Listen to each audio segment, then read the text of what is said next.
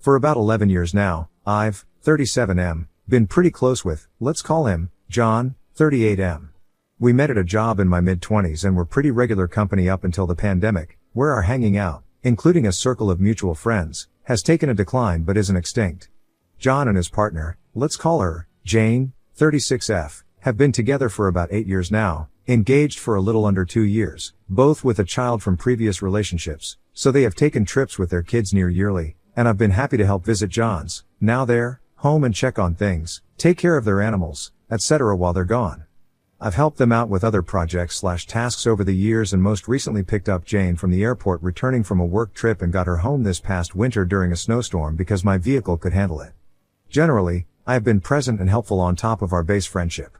About 5 weeks ago, I find out from a mutual friend their wedding is coming up, and invites went out a while ago, everyone in our circle but me invited. As a gay guy, I've experienced being iced out of some of my straight friends' lives and events in ways minor and pronounced, but this one has definitely been something that has had me thinking about my time and energy with people. I decided I would take the hint and begin to distance myself. 3 days ago, John texts me asking if I am around in early to mid-August. I say I am. John asks if I wouldn't mind visiting like I have before to look after the animals and property. I said sorry, I can't. He calls to talk about it. We run through the same conversation, polite but a bit tense, so I finally say I just won't be visiting your home. After a moment of silence, I bring up that I'm disappointed that I appear to be the only person in our group of friends not invited to his wedding, and that I can't be helping like I have before if I'm just a background friend at this point. I wrap up the call positively and sincerely with me wishing them a good wedding and trip, and that maybe we can grab drinks soon. Jane reaches out 2 days ago sending follow-up texts saying John is upset about what I said and with her because she made the final calls about friend invites, and that I am taking this the wrong way. There is only so much capacity and that the others in our friend group have partners that took up space. She adds that she hopes I'll change my mind and help them out because it would put John's mind at ease. I'm not entitled to the company of others or invitations to anybody's events, but am I wrong for setting my own boundaries in response to theirs? I try not to frame my friendships as transactional, but they obviously want something out of me here despite their not inviting me and then avoiding even bringing it up with me until they needed help with covering their honeymoon. Comments where Op has replied, Hangnet Mittens, NTA. This sounds like a really one-sided friendship and that they are taking your friendship for granted. Why would you keep putting time and energy into them? Oop, like I said, we've been pretty close up until now, and I've happened to have the availability when they need it often enough where we've been close enough before that I didn't mind or feel taken advantage of. John's helped me as well in the past, and try not to hold other people's lives and familial commitments against them, but I was trying to paint a concise picture, given the character limit, of being, I thought, close.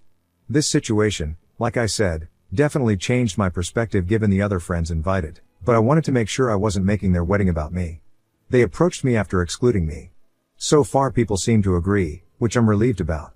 Peony Pony, NTA Jane reaches out 2 days ago sending follow-up texts saying John is upset about what I said and with her because she made the final calls about friend invites, and that I am taking this the wrong way. There is only so much capacity and that the others in our friend group have partners that took up space.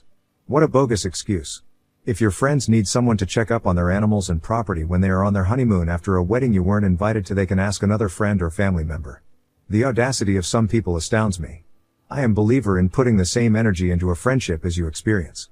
Oop, I don't pretend to be super savvy about wedding etiquette and I realize every wedding is different and lines have to be drawn about who can come or not, but yeah, my mutual friend reaching out to me to coordinate plans for our friend group during the weekend of the wedding to find out I wasn't invited definitely stung and felt awkward, and my friend was in disbelief as well. Vlox, NTA. Not even a little bit. And then to ask for help like it's no big deal. SMH, what did your friend group have to say about it? Oop, definitely some surprise. The only reason I found out was because one of them, who lives a bit further away, reached out initially trying to coordinate some plans/get-togethers around the weekend of the wedding, assuming I'd been invited since me and John were close. I've let him follow up with the others, as I didn't want to interject so close to the wedding and make it about me. Update, yesterday afternoon, a few days after John made the initiating contact that led to this altercation, he reached out by text telling me the following. I want to take you up on that drink tomorrow if possible, and I want to apologize for my royal fuck-ups in person. I agreed to meet. After we kicked off with a round of shots, John's first line was that he failed me as a friend in this situation.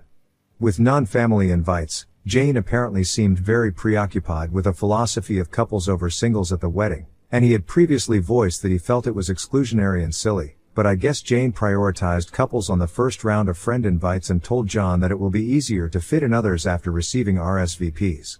John backed out and says he felt that going along with her initial plan of inviting the rest of our circle, who are, God bless them, coupled up, and not me, and had faith the RSVP thing would materialize. She ended up using the bit of space to plug in some more family. John admitted he basically folded and felt ashamed enough that he could not find a way to tell me. He knew reaching out to me about that favor was a risk but took it anyways because he wanted someone he could trust, and my response was a materialization of everything he feared would happen, and in his words, deservedly so. He told me a wedding should be a gathering of your family and company who have been a part of your lives and who you want to be part of your lives, and I fit that bill to him by any measure. He, trying to accurately paraphrase, said I've done more than most of the people on the guest list for him and his family over their relationship, including help making memories with trip coverages and helping build their back deck with him to share meals and host events over the last 6 years. He got visibly upset when he said, with the shot and the drinks we were sipping on kicking in, that he can't believe Jane even considered holding my single/dating status against me after I got her home safely during a snowstorm earlier this year, and that he did not more adamantly confront that bullshit reasoning the instant she voiced it.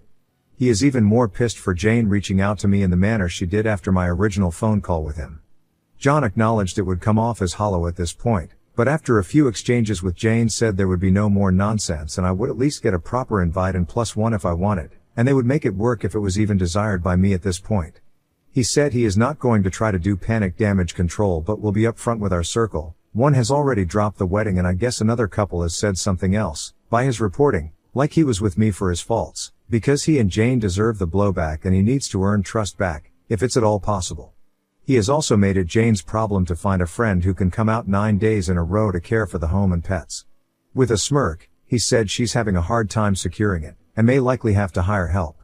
I told John the first really appreciated his owning up to this, and it was good to see the friend I had shine through here. I told him that I have always appreciated him and Jane's friendship, so it hurt when I was excluded and not even addressed. I felt that close enough anyways, and I obviously don't mean to complicate his wedding. I've always thought him and Jane were great for each other. Earnestly, I have supported them as best as I can, and I've been confused about what I have done or haven't done to be iced out.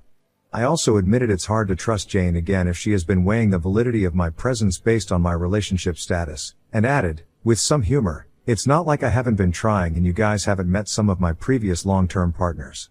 He said he doesn't get it either, and she has at least one good friend who is single that she may have burned a bridge with as well over the wedding philosophy she had.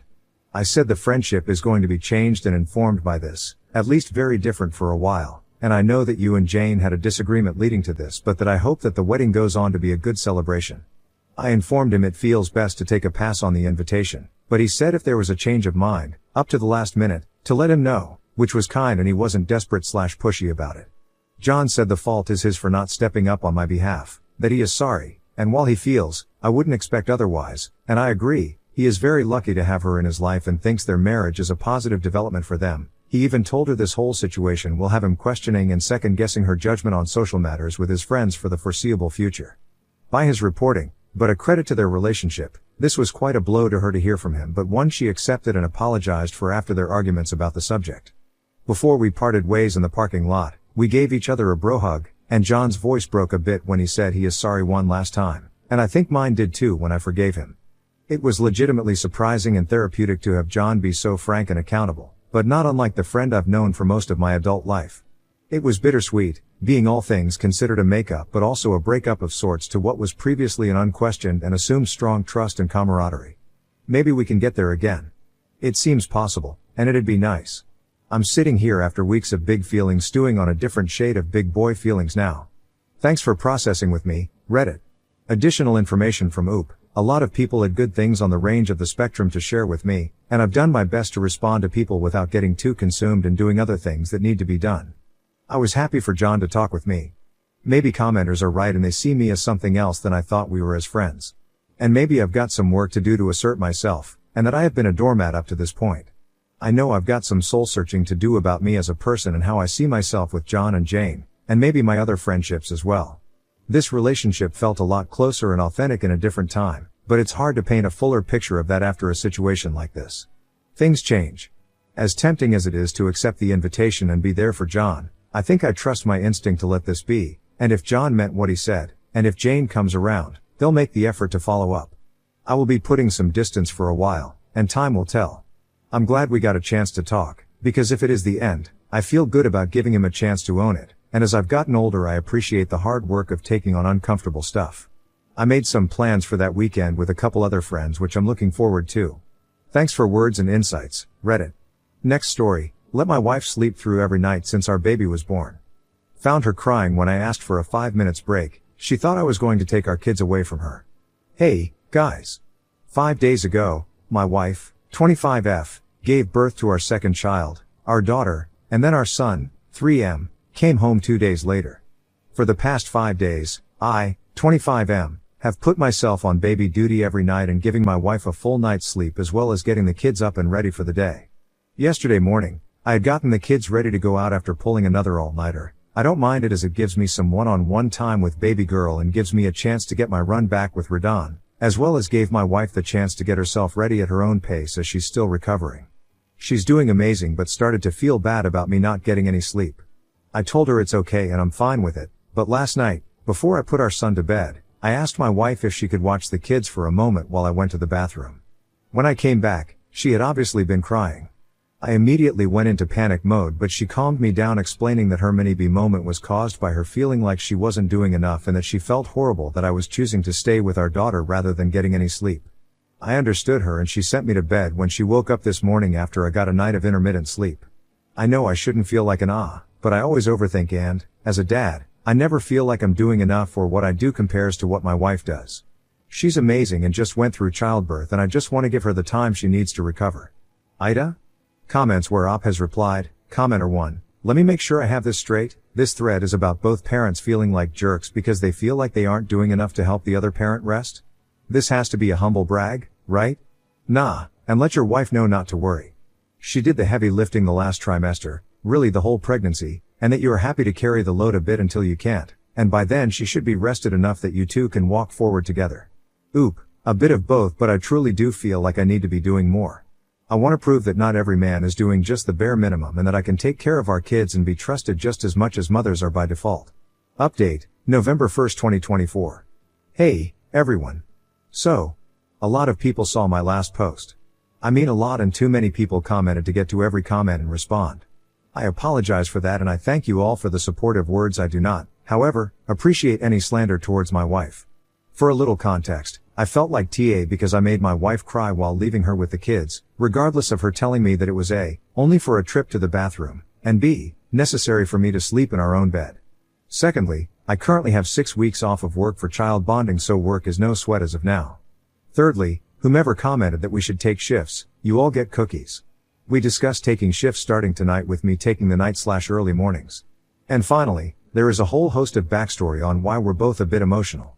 This is our second child, but our third pregnancy. Nif, our daughter, is our rainbow baby who we thought we wouldn't have. Not just for the reason mentioned, but we nearly divorced 2 years prior in a particularly nasty way. A commenter found one of my previous posts and asked why I stayed with her. For context, almost 2 years ago, we were drinking at a friend's birthday party and some very hurtful things were said that couldn't be taken back.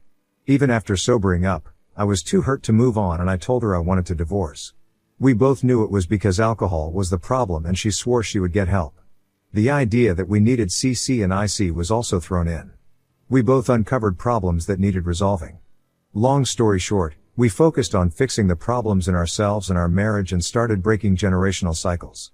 Unfortunately, a lot of roadblocks came our way during our healing. My good friend of 10 plus years cut me off for choosing to give my wife another chance, her mom got arrested, we moved into a smaller house, another friend tried to break us up, my father passed away, I could go on, but you get the point. Fast forward to October 2023, we are at such a spot that we have both been sober since that party and we were more in love with each other than ever and we talked about a second baby. We find out that she's pregnant mid-October and start planning a reveal for Thanksgiving for family. Then, a few days after Halloween, she miscarries. This is where the feeling of not doing enough comes in.